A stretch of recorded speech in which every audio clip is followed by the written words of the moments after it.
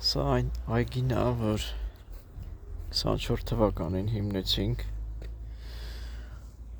Հողերը հնարավորինս մայթերին համապատասխան բարձրացրեցինք, կարգավորեցինք։ Անհարթ տարբեր մակերեսով այգի էր։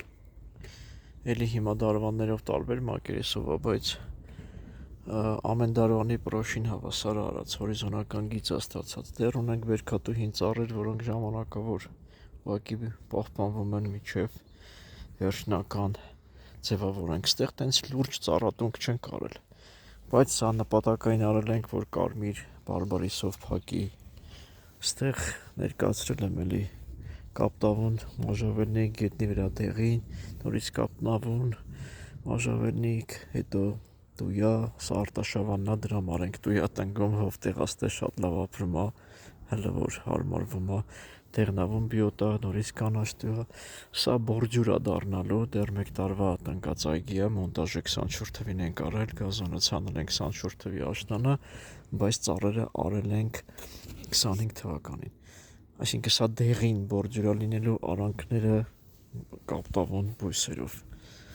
Սա այնքան մեծ քարեր էինք անել, նայեք հողը այս ձմեռ շատ ձյուն եկավ, մի 10 սանտիմ նստել է, իհարկե ծառին խնդիր չկա, կավելացնենք հողը։ Ըստ սամշիտներով բորջուր, կարճ բորջուր լինելու, լեյլանդաներով բարձր պատա լինելու,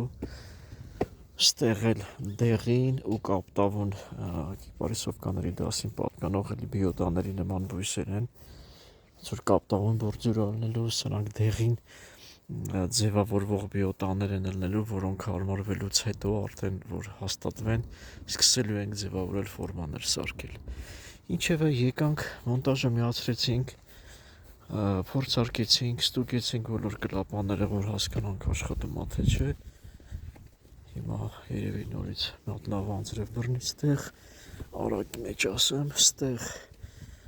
փորձարկեցինք, բոլոր տեղերը դեռ ոնց ասեմ, չենք ձևավորել վերջնական, բույսեր պետք է ավելացնենք։ Սա բարվինոկների դաշտ է լինելու,